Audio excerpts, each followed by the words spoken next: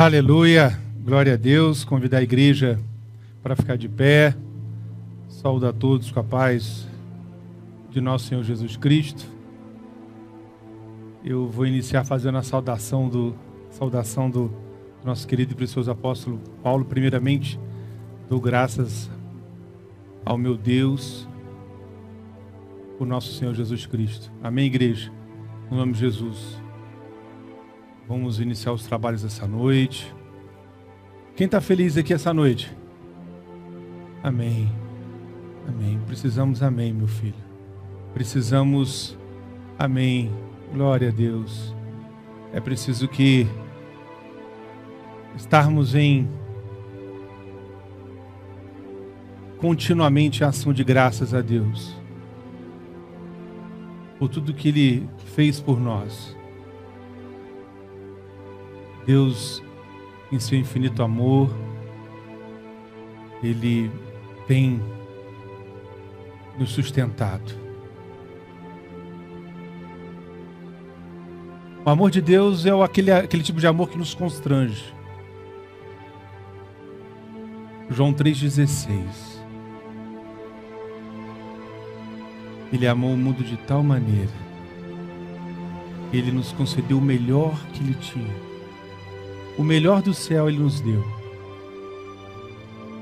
E a pergunta é, igreja, à medida que Deus esvaziou os céus da glória de seu Filho unigênito, a pergunta é, nos concedendo o melhor que Ele tinha,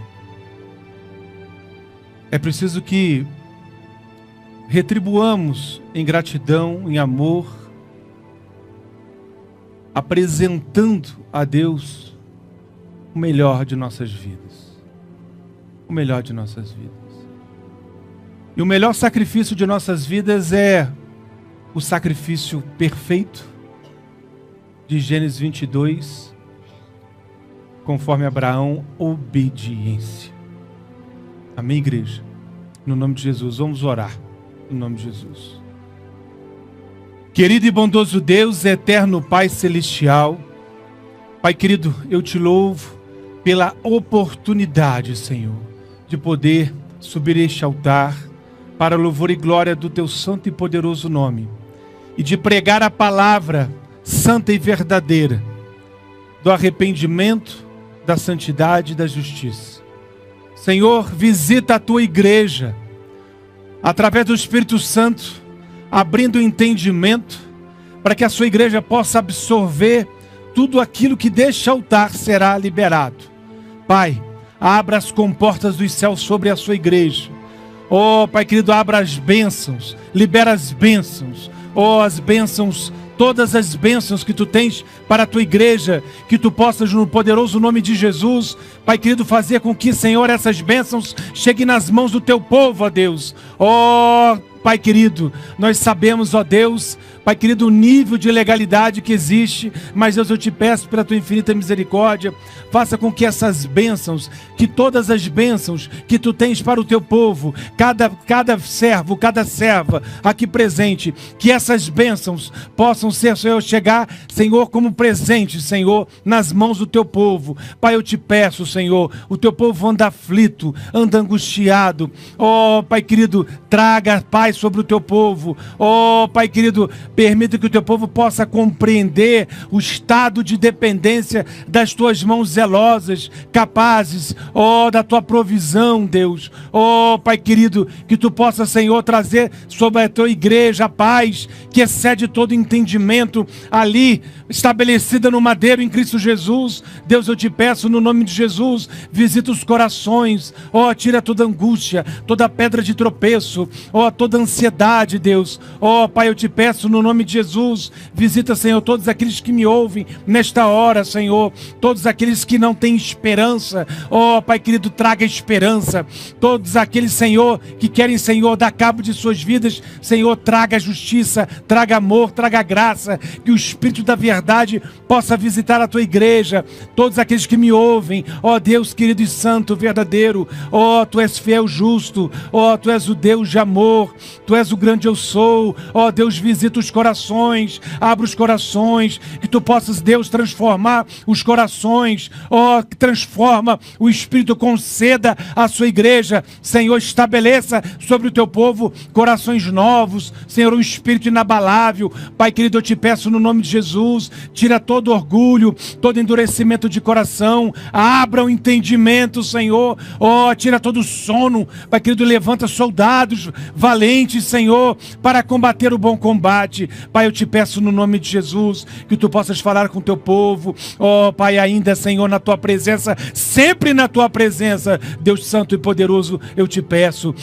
abençoa esta nação, Pai querido, estabeleça a paz sobre esta nação, Deus querido, Pai querido, que essa nação possa se arrepender verdadeiramente, Deus santo e poderoso, que a tua igreja possa se arrepender, Senhor, seriamente na tua presença, Deus, Pai querido, estabeleça sobre a nação de Israel, Senhor, a paz, o avivamento, assim eu te peço, no poderoso nome de Jesus, amém, amém, graças a Deus. Podeis sentar, igreja, no nome de Jesus. Podeis sentar. Queridos, nós vivemos dias trabalhosos. Deste altar, comprometido com a verdade, as mensagens que Deus tem apresentado a este servo, é a mensagem do conserto, a mensagem do arrependimento. Não sairá da minha boca nenhuma mensagem motivacional para agradar o teu coração, a tua alma, sob hipótese alguma. Sob hipótese alguma. O objetivo da igreja sábia é preparar o caminho para a vinda do Messias. E por isso, é importante que, ao entendermos mais e mais, passo a passo, tudo o que está sendo pregado neste altar, entendendo da vinda do Messias, entendendo do tempo profético que nós estamos vivendo, é preciso então trazer sobre a igreja a consciência do arrependimento. A consciência do arrependimento. É preciso que busquemos, igreja, um alinhamento. Estamos no final de uma era. E ainda temos a oportunidade, o privilégio de buscarmos e encontrarmos a face do Pai. Mas quando a igreja for retirada da terra,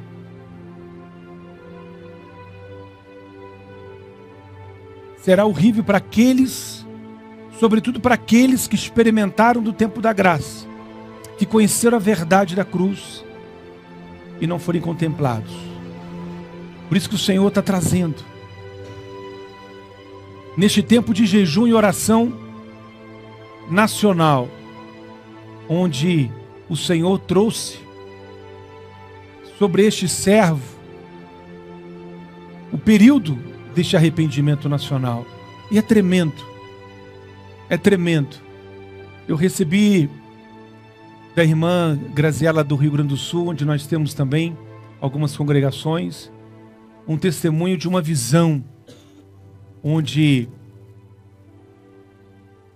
no dia em que o jejum foi deflagrado, foi aberto, um homem do trono se levanta.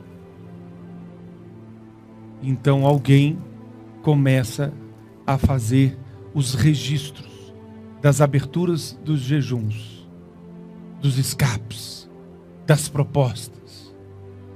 O jejum é algo muito sério. E no céu tudo é registrado. Tudo aquilo que falamos, que pensamos, as lágrimas são colhidas. Assim como em estabelecimentos cartorários, onde os livros, os assentamentos são feitos, tudo é registrado, tudo, da minha, da sua, de nossas vidas. E o testemunho dessa irmã é poderoso.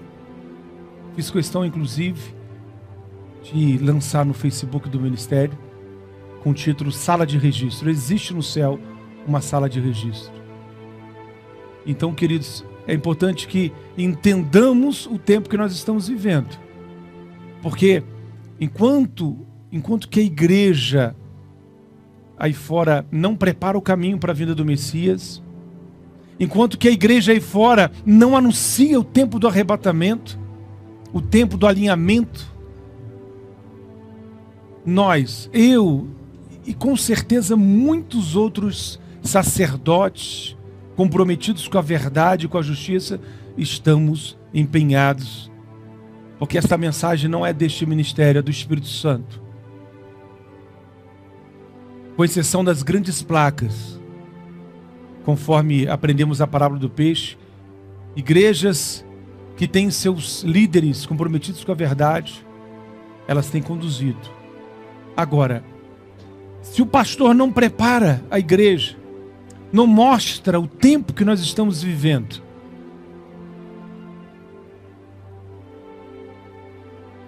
e não explica para a igreja a necessidade do conserto, porque o arrependimento é não mais cometer aquela prática, aquele pecado. Este é o arrependimento. Remorso é uma outra coisa. E aquele que recebe Jesus como seu único e suficiente Salvador, já não tem mais o apelo pelo pecado. Muito pelo contrário, tem um peso pela santidade, conforme o livro de Ezequiel, capítulo 9, versículo 4. O Senhor, nesta hora, tem marcado o seu povo, tem selado as virgens sábias. É preciso que busquemos uma inclinação pela santidade, igreja.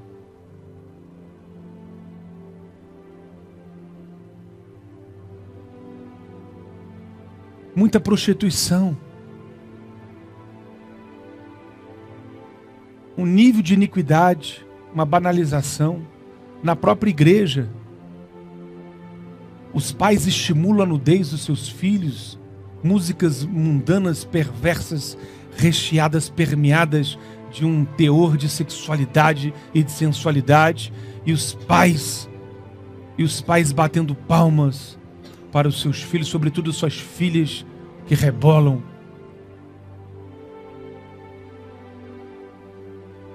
Preparando as prostitutas da manhã. Uma ausência de paternidade.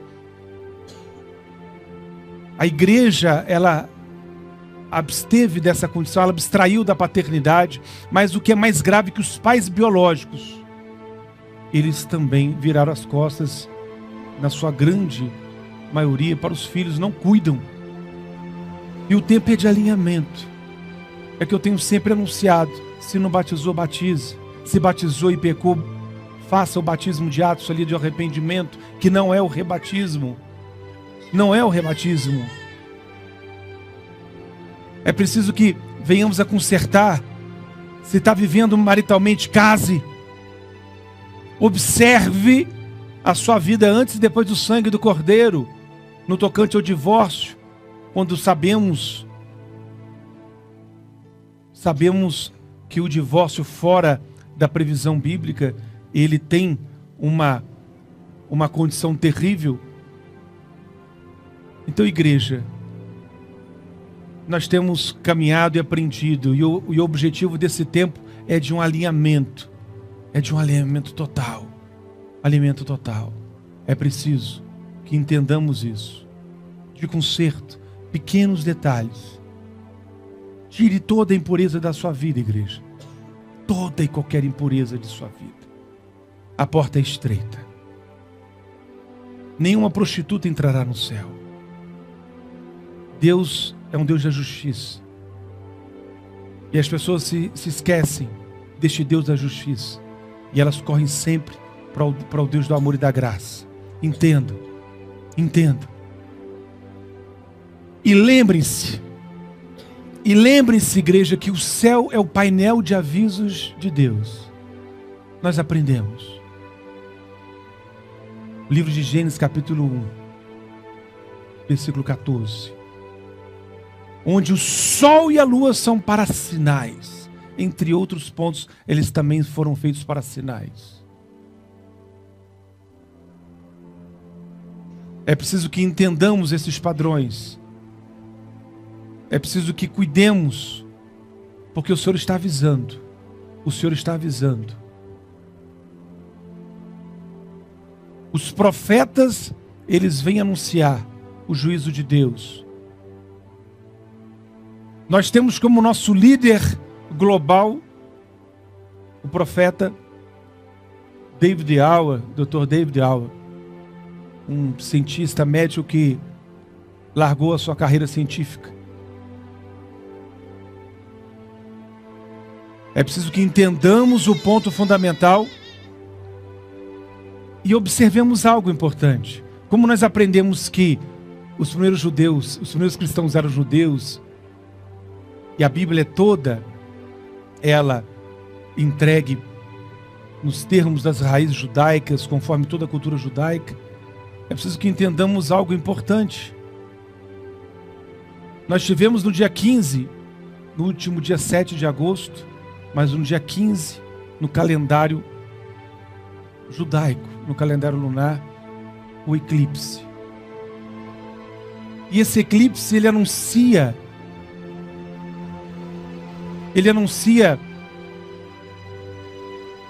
nos termos do livro de Cantares, capítulo 6, versículo 3, eu sou do meu amado, o meu amado é meu. É preciso que busquemos muita prudência. O eclipse lunar, ele aponta para Israel. Israel tem um calendário lunar. É preciso que busquemos com cuidado. Busquemos com cuidado. E como o próprio livro de Salmos 19 diz, os céus declaram a glória de Deus. A gente precisa olhar para o céu, para o alto, cuidando dos pequenos detalhes. Que a igreja possa entender o tempo que nós estamos vivendo. Porque o descuido, ele vai ter um preço muito elevado. E sabe, igreja, no livro de Lucas, capítulo 21, versículo 25, o Senhor nos traz o entendimento para que possamos vigiar e orar. Ou seja, aquele que está de pé, cuide para não cair. Aqui não terá mensagem da terra. Aqui não vai ter mensagem do ter. Jesus não tinha onde reclinar a cabeça. Jesus não tinha onde descansar. Jesus foi moído. É preciso que entendamos o sacrifício da cruz. Jesus, ele foi açoitado, os flagelos do Senhor Jesus.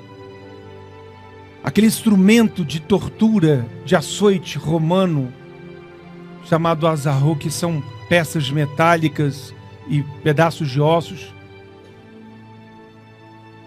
A carne do Senhor Jesus foi rasgada, os músculos foram rasgados. Então inicia um processo inflamatório. E o profeta anunciou que o Senhor Jesus não tinha sequer forma humana. Tamanho sacrifício que lhe foi imposto. Ele foi transpassado, moído pelas nossas transgressões. Ele se fez maldito por nós. E é preciso que entendamos isso, igreja. É preciso que entendamos isso.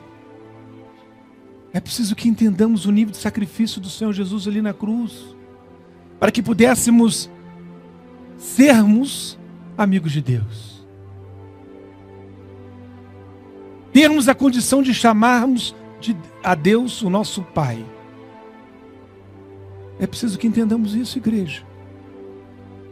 Aqui não iremos anunciar a mensagem do ter, do carro, do envelope. Não, igreja. Não. Eu não fui levantado para apacentar bode. Eu fui levantado para apacentar ovelhas, para cuidar das ovelhas do Senhor, como escravos de Deus. E é preciso que tenhamos parte, que busquemos parte com o Senhor, porque o evangelho da terra, as coisas da terra, elas são mais sedutoras. É preciso que os nossos olhos se abram, porque o corpo carnal, ele inflama, ele tem uma inclinação para as obras da carne. E se você vive pela carne, se você vive alimentando a carne, então a carne vai prevalecer. É preciso que busquemos na palavra, no jejum e na oração, no nome de Jesus. Eu desafio a igreja a buscar um estudo minucioso da carta de Paulo aos Romanos. Porque na minha concepção, se não há mais, uma das mais importantes cartas, ou melhor, um dos mais importantes livros da Bíblia. Tremendo. Tremendo. A gente precisa respirar as coisas de Deus. Na minha casa, colocamos a TV no YouTube, e colocamos a Bíblia. Eu desafio a você, igreja, colocar ali no YouTube, coloca Romanos, Cid Moreira e deixa aquilo ali. É preciso que o nosso metabolismo, que respiremos as coisas do Senhor. É preciso que absorvamos todas as coisas santas, porque Deus é santo. Deus é santo. Deus é santo. E sem santidade não iremos ver a Deus. É preciso. As ovelhas do meu Pai, aquele que me enviou a vós, elas estão cansadas de serem abusadas, de não serem cuidadas, de serem extorquidas. Por isso, que quando evangelizamos, a primeira coisa que nós, ao convidarmos o povo de Deus, é: deixe sua carteira em casa. Deixe sua carteira em casa. Porque das mãos de Deus vem a provisão.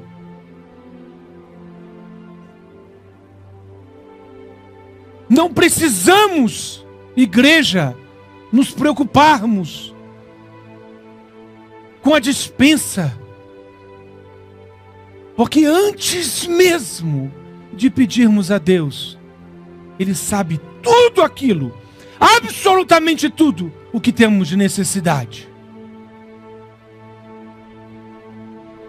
É preciso somente obedecermos e termos um prazer nos estatutos do Pai.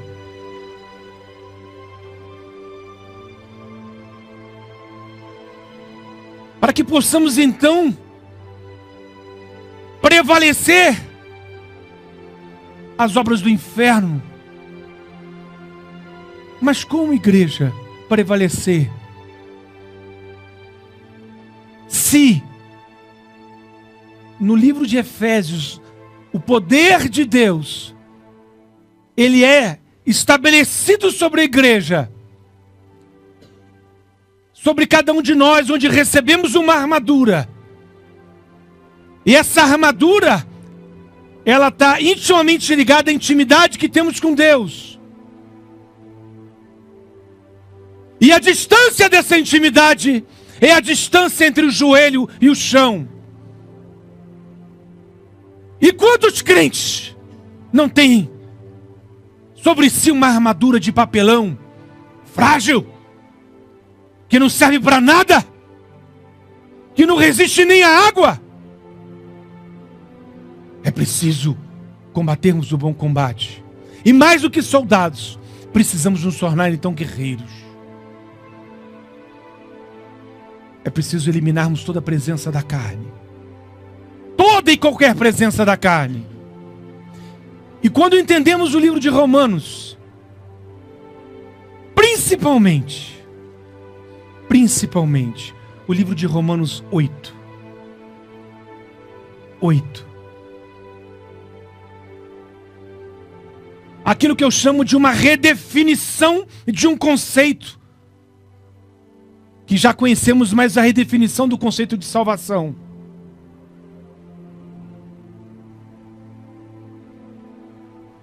Que diz no versículo 8: assim que os que estão na carne não podem agradar a Deus, mas vós não estáis na carne, e sim no Espírito, se é que o Espírito de Deus habita em vós. Então Deus está falando, Deus está dizendo: você que está na carne não pode agradar a Deus. Então observem que não existe uma vida meio termo. Como um jargão conhecido, meia boca, com perdão da expressão. Porém, se alguém não tem o Espírito de Cristo, esse tal não é dele. Mas para ter o Espírito não pode viver na carne. Porém, se Cristo está em vós, o corpo, na verdade, está morto por causa do pecado, mas o Espírito vive por causa da justiça. E se o Espírito daquele que dos mortos ressuscitou a Jesus habita em vós, ele que ressuscitou a Jesus Cristo dentre os mortos, também vivificará o vosso corpo mortal, pelo seu Espírito que habita em vós. É preciso então, igreja, entendermos que não podemos mais vivermos escravos do pecado. Não podemos. É uma contradição. Não é possível sairmos daqui depois de recebermos o alimento das mãos de Deus. Quantas igrejas têm dado lixo para as ovelhas do Senhor? Quantas igrejas, falsos líderes, comprometidos com o seu próprio eu, cheios de si, parecem imperadores, onde eles almejam, na verdade, é instituir o seu império na terra.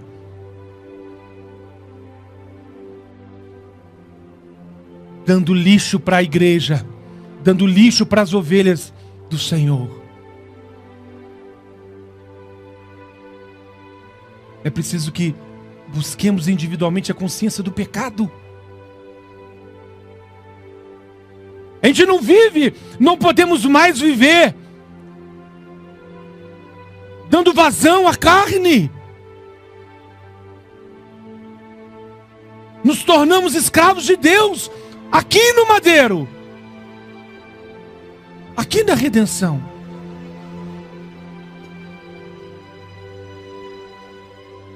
Jesus foi brutalmente açoitado. É preciso que entendamos. A gente precisa entender esse sacrifício para viver debaixo das bênçãos desse sacrifício. É fundamental, igreja. Fundamental. Porque é o que parece, dada a própria condição da igreja, é que esse sacrifício foi em vão. Jesus não morreu em vão.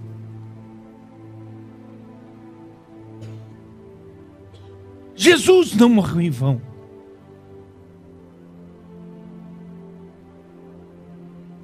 E o que me desespera, igreja,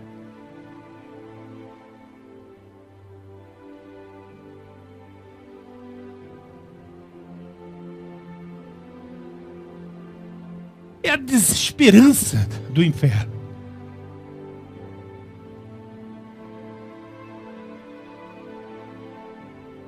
A desesperança do inferno, igreja. Quantas almas têm sido lançadas no inferno? Quantas almas estão se perdendo? Quantas almas não serão arrebatadas?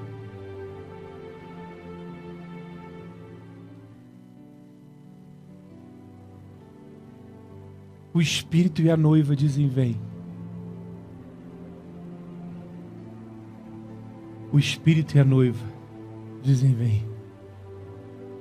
Jesus está voltando, igreja. Jesus está às portas.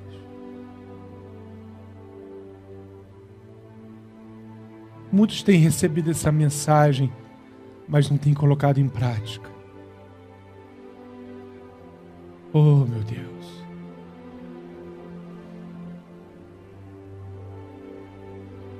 Eu sei que é difícil. Uma vida inteira caminhando na carne. Eu sei que é difícil, igreja. Mas tem de bom ânimo. Jesus venceu o mundo. Se esforça. No livro de Amós, Deus revela os seus profetas, os seus passos. Ó igreja, prepare o caminho para a vinda do Senhor Jesus. Porque uma grande festa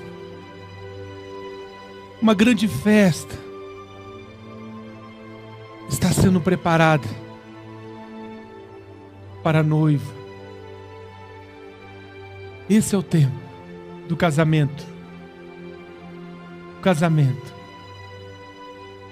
Estamos quase que atravessando essa linha profética do tempo. Ó, igreja, se arrependa. Se arrependa. Não deixe para amanhã.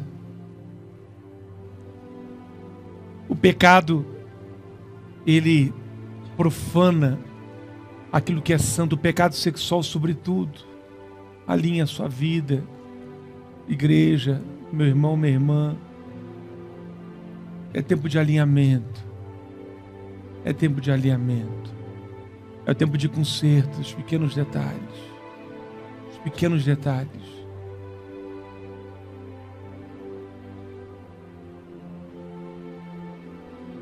Eu tenho ficado desesperado. Eu tenho ficado desesperado. Jesus às portas. Jesus às portas da igreja. As portas do arrebatamento à igreja. Oh, meu Deus. Meu Deus. É muito sério o tempo que nós estamos vivendo, igreja. E é desesperador. É desesperador. É desesperador.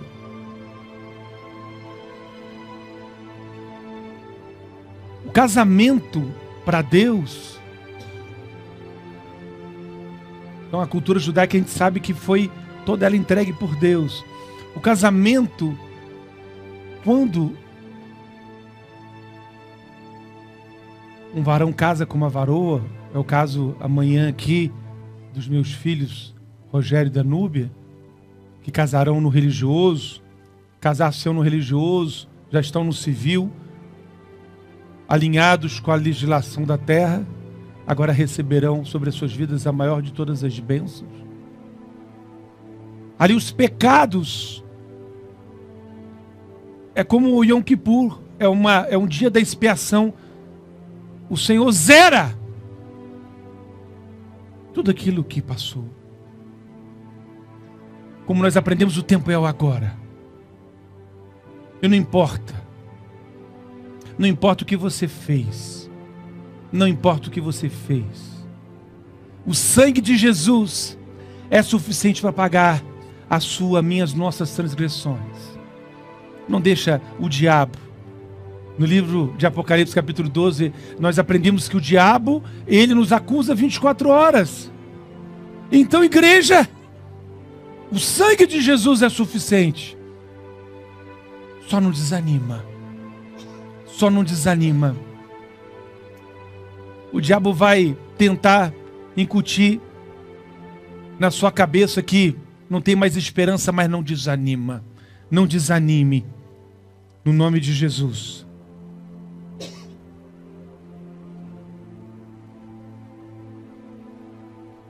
Romanos 3, versículo 21. Mas agora, sem a lei, se manifestou a justiça de Deus, tendo o testemunho da lei e dos profetas, sendo que a justiça de Deus pela fé em Jesus Cristo, para todos e sobre todos os que creem nele. Este é o critério. Este é o critério. Crer de todo o coração que Jesus Cristo, ele se fez carne. Ele viveu aqui conosco. Ele morreu. Ele ressuscitou ao terceiro dia pelas mãos do Pai. Basta crermos. Porque não há diferença, porquanto todos pecaram e estão destituídos da glória de Deus. Todos. No texto grego diz todos, até o mais justo. Todos pecaram, sendo justificados gratuitamente por sua graça. A cruz é o único acesso que temos para a redenção. Pela redenção que é em Cristo Jesus, ao qual Deus tem proposto propiciação. É a reconciliação, igreja, entre o homem e Deus. Pela fé em seu sangue. Esse sangue poderoso, puro, santo, sem mácula, que foi derramado por nós. Para manifestar o que é a sua justiça, pela remissão dos pecados dantes cometidos. Na paciência, Deus tem tolerado na paciência. De quem? De Deus. E também demonstrar a sua justiça neste tempo presente. É manifestação da justiça de Deus no hoje, no tempo do agora, para que Ele seja justo, o justificador daquele que tem a fé em Jesus. Deus pode justificar um crente, mas só através da cruz. Só através da cruz. Onde está, pois, a jactância, a arrogância? Referindo-se aos judeus e até mesmo muitos crentes modernos, orgulhosos, arrogantes. É excluída por qual lei? Das obras? Os orgulhosos, eles acham que é pelas obras. Os espíritas,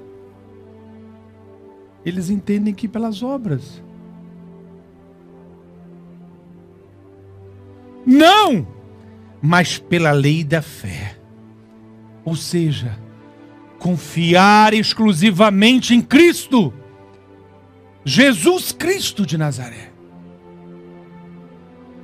Assim, concluímos que o homem é justificado pela fé. E só pela fé, por intermédio da cruz, igreja. Não podemos depositar a nossa fé nas obras, jamais. Jamais seríamos reconhecidos. por Deus. É Deus, porventura, somente Deus dos judeus? Não. O que é também dos gentios? Também dos gentios, certamente. Todos. Todos. Todos fomos enxertados na videira. Precisamos, então, termos fé. Acreditarmos no poder da cruz. Porque Deus, sendo um, justifica pela fé a circuncisão. Nivelou os judeus e os gentios. E por meio da fé, a incircuncisão. Não importa. Seja judeu, seja gentio, todos seremos salvos através da cruz de Cristo. Logo anulamos a lei de Moisés? Não, de maneira nenhuma. Antes estabelecemos a lei, porque a lei é estabelecermos a nossa fé, a nossa confiança em Jesus Cristo de Nazaré. Aleluia. Amém. Amém. Avançando, capítulo 5, versículo 15. Porque se pela ofensa de um morreram muitos, muito mais a graça de Deus, que é dom, muito menos.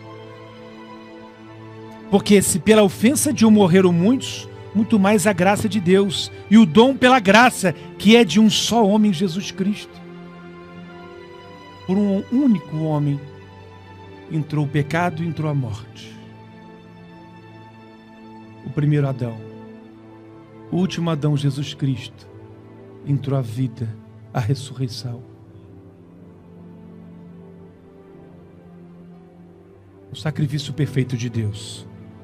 17. Porque se por uma ofensa a morte reinou por esses, muito mais os que receberam a abundância da graça e do dom da justiça reinarão em vida por um só Jesus Cristo de Nazaré.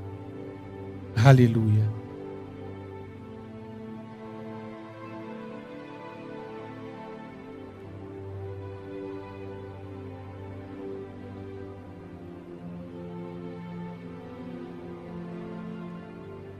No 6, capítulo 6, versículo 12. Não reine, pois, o pecado em vosso corpo mortal, para obedecerdes em sua... Não reine, pois, o pecado em vosso corpo mortal, para o obedecerdes em suas concupiscências. Nem tampouco apresentei vossos membros ao pecado como instrumentos de iniquidades, antes vos apresenteis a Deus como vivos dentre os mortos, e vossos membros a Deus como instrumentos da justiça. Para que o pecado não tenha domínio sobre vós, pois não estáis debaixo da lei, mas debaixo da graça. Pois que pecaremos por não estarmos debaixo da lei, mas debaixo da graça. Deus não o quer. Todo crente precisa, igreja, aborrecer o pecado. Como eu dizia, o nosso corpo, ele precisa aborrecer o pecado. Ele não pode ser instrumento para a prática pecaminosa, mas instrumento da justiça. Não sabeis vós que a quem vos apresentardes por servos para lhes obedecer, sereis servos daquele quem obedece? Obedecerdes? Servo. Se você é servo do pecado, então você está subjugado pelo pecado. Você precisa ser servo da santidade. Você precisa ser servo do arrependimento. Você precisa ser servo da justiça.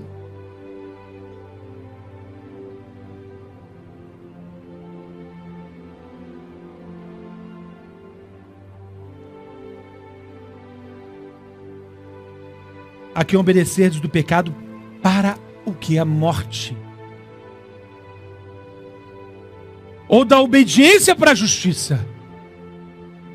Porém, graças a Deus, que embora tenham sido servos do pecado, a natureza pecaminosa, obedecestes de coração àquele que forma de doutrina, Jesus Cristo de Nazaré, a que fostes entregues.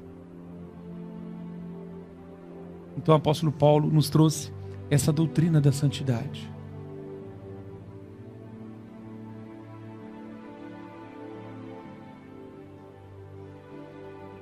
E libertados do pecado, fostes feitos servos da justiça. Falo em termos humanos pela fraqueza da vossa carne, apontando para a queda da nossa natureza pecaminosa. Que assim como em iniquidade apresentastes vossos membros para servirem à imundície. É verdade. Antes do sangue de Jesus, antes de descermos as águas, nós éramos escravos do pecado, servos do pecado. Nós emprestávamos os nossos membros, o nosso corpo para a imundície. E a maldade para a maldade.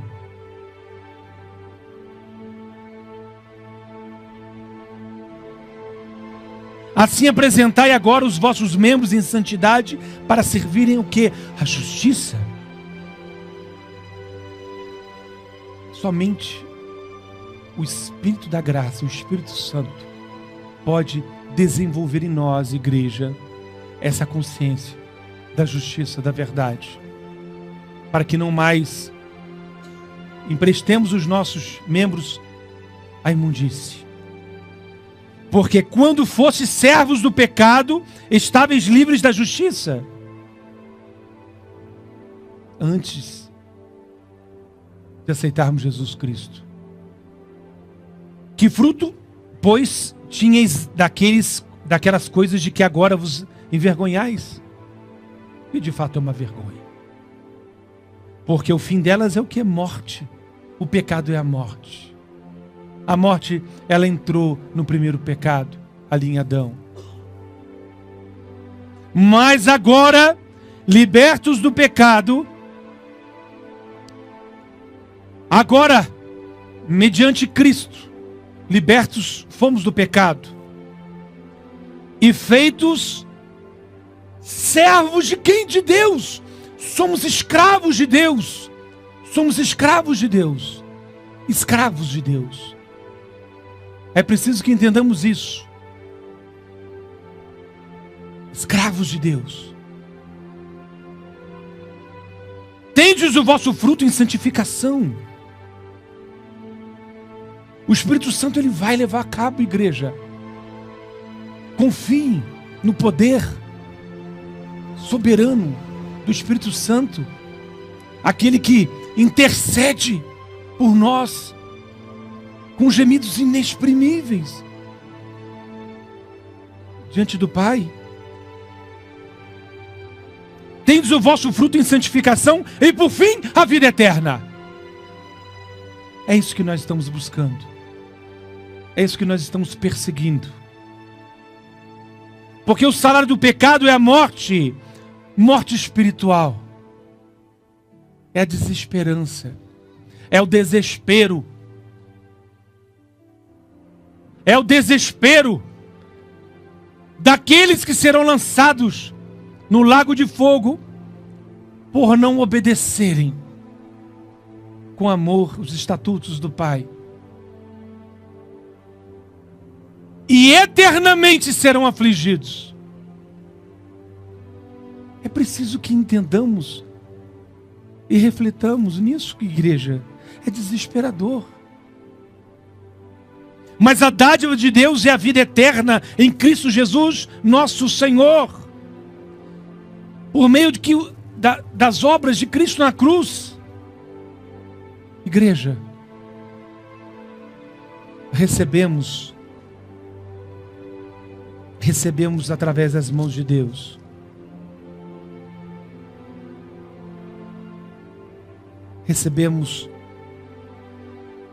a graça de sermos reconhecidos. Agora, precisamos matar a nossa carne. Precisamos morrer para nós mesmos. Não existe mais eu, não existe vaidade. O egocentrismo, o egoísmo acabou. Porque somos escravos de Deus. É preciso, como imitadores de Cristo, que prossigamos com humildade, como escravos de Deus, mordomos do reino, servos. Não tem ego, não tem vaidade. Pode te xingar, pode te injustiçar, não importa, porque o justo, ele foi injustiçado. E como escravos de Deus, nós não temos mais o nosso eu. Jesus morreu.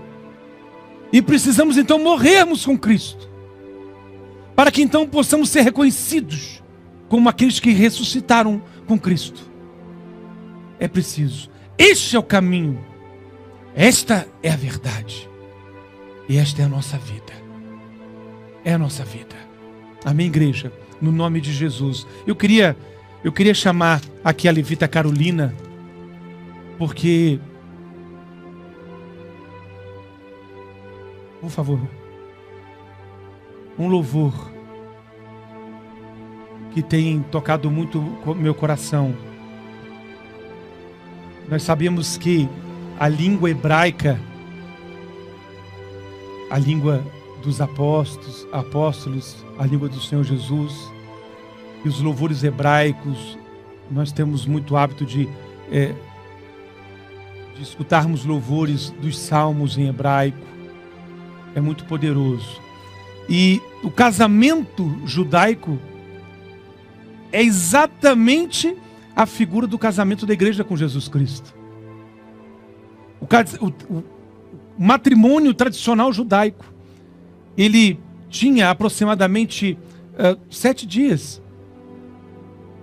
Perdão, ele tem aproximadamente 7 dias. É porque poucos hoje são os casamentos tradicionais. E quando a igreja for arrebatada, começa então o casamento entre a igreja, as virgens sábias e o noivo. E à medida que o casamento acontece, também as bodas do Cordeiro. E quando a gente olha o casamento judaico, a gente observa a rupá, que era uma tenda. Depois vocês vão ler ao final as especificações. E um louvor poderoso, gracioso. No dia 7 de agosto, segundo o outdoor de Deus e a cultura judaica, então o esposo marcou o casamento. Cuidado, igreja. No dia 15, do dia deles, onde houve o eclipse lunar, então o noivo marcou o casamento. Cuidado. Cuidado. Jesus está às portas. Jesus está às portas. Eu queria apresentar à igreja esse louvor. E toda vez que eu vejo um casamento, principalmente o judaico, eu não tenho como não me emocionar. Porque essa passagem de Cantares 6:3 é exatamente o que eles anunciam no dia 15, segundo o calendário deles. O nosso foi o dia 7. Eu sou do meu amado. Eu sou de Jesus Cristo. E Jesus Cristo é meu. Amém, igreja? No nome de Jesus. Convidar a igreja para ficar de pé, contemplar este louvor que foi... Eu tenho me emocionado muito com esse louvor. Vamos acompanhar o vídeo desse casamento, no nome de Jesus.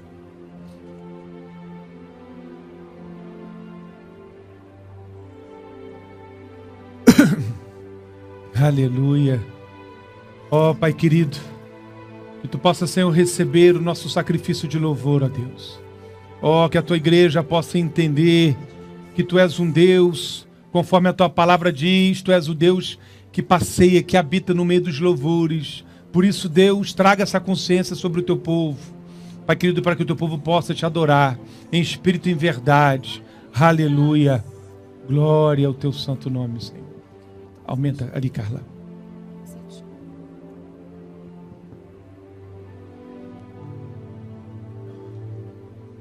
Volta, por favor, minha filha.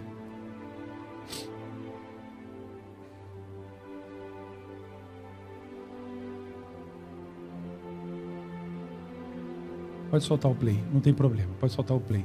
Essa é Rupá.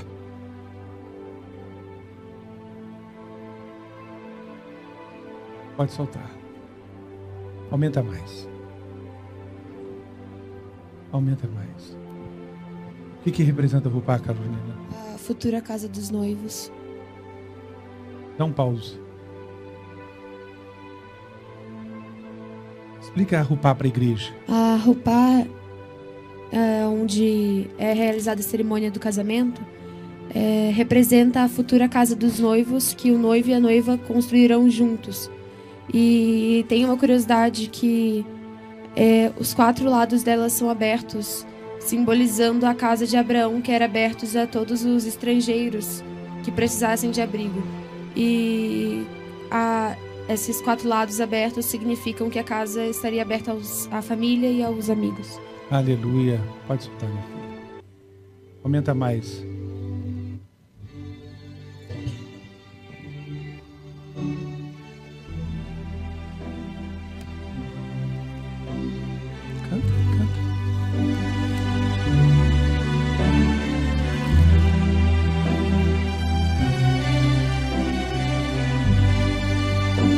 Pode aumentar mais.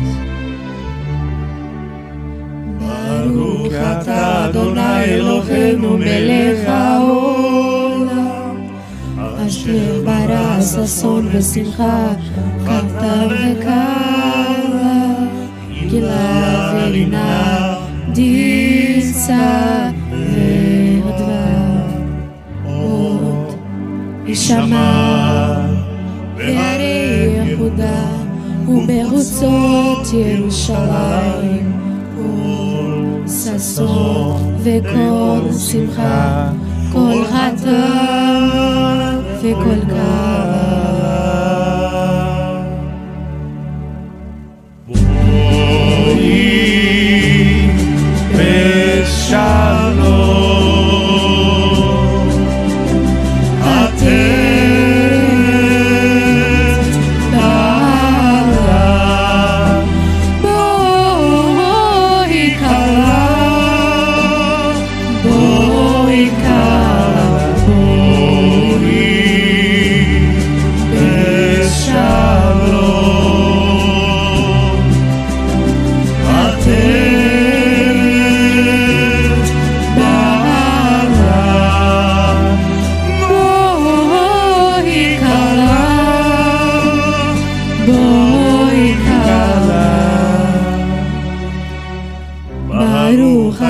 Adonai Eloheinu melech haolam, asher bara sason v'simcha chatan v'kala.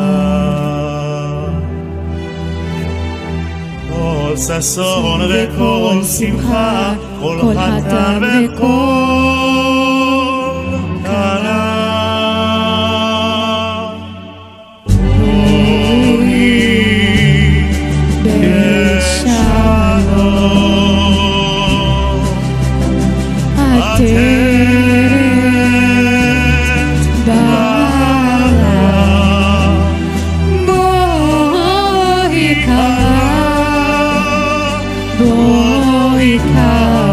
Boi,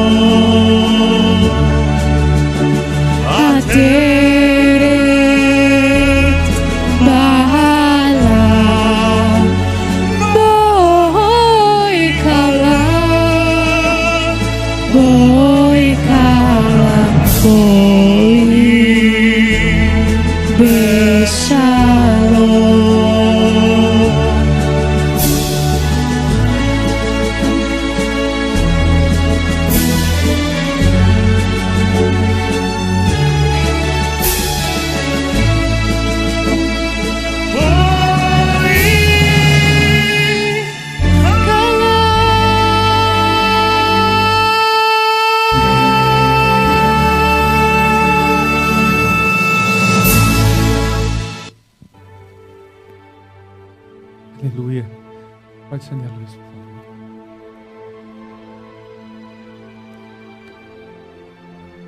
Igreja, pode sentar. Sabe, igreja,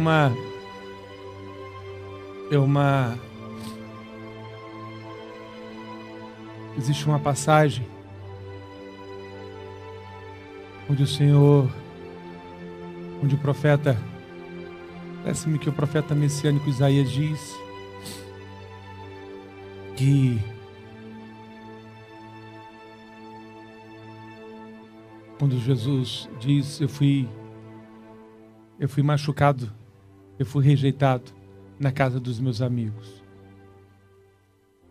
E quando eu vejo toda a estrutura dada por Deus a esse povo que sofre desde o deserto, um povo endurecido, que não recepcionou Jesus Cristo como seu Salvador. Mas vejo toda a estrutura cultural, vejo a roupa, vejo o casamento.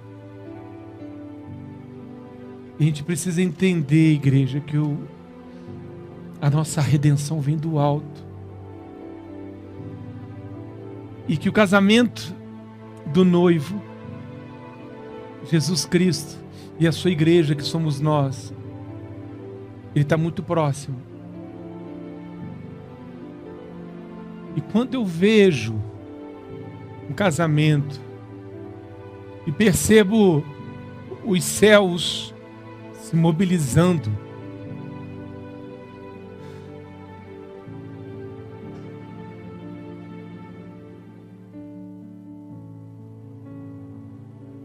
eu consigo ver as cadeiras das noivas sendo marcadas com os nomes.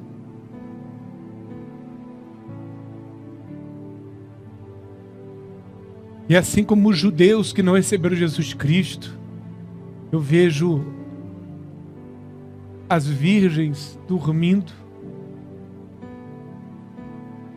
E quando soar a trombeta de Deus, não teremos mais tempo para fazermos nada, o tempo é agora.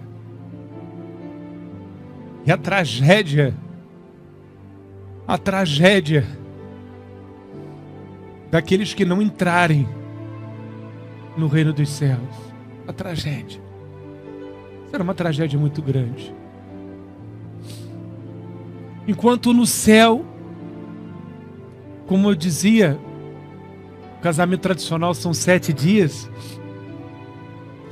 e durante os 7 anos da tribulação estaremos nos céus celebrando as bodas.